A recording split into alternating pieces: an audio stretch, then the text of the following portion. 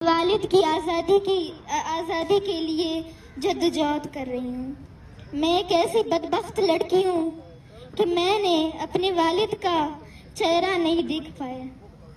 मैं एक ऐसी लड़की हूँ कि मैं अपने वालिद की आवाज़ तक नहीं सुन पाई।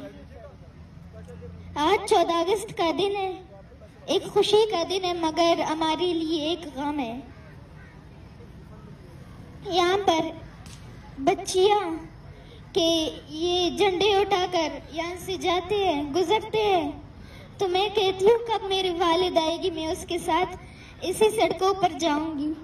मैं भी एक लड़की हूँ, मैं भी इसी सड़क पर हूँ, मगर रियासत मुझ में और उस लड़की में बहुत फर्क देखती है। वो बहुत फर्क निकालती है मुझ में और उन बच्चियों में।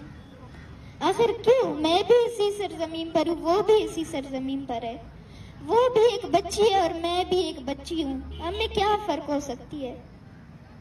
मैं अपने वालिद की आज़ादी के लिए इन सड़कों पर इस वजह से हूँ कि मेरे वालिद आए और मैं उनके साथ इन्हीं सड़कों पर गुजरूं, उनके साथ इन्हीं सड़कों को मैं देखूं कि मैं इन्हीं सड़कों पर अपने वालिद के लिए जद्दोजहद करती थी, मगर अब मेरे वालिद मेरे साथ है।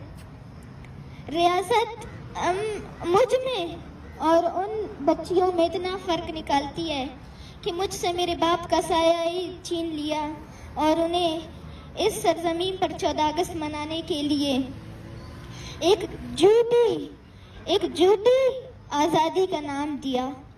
वो आज़ादी के जिसके बंदे आज़ाद नहीं है, सिर्फ उन्हें ये बात कहा है कि वो आज़ाद है।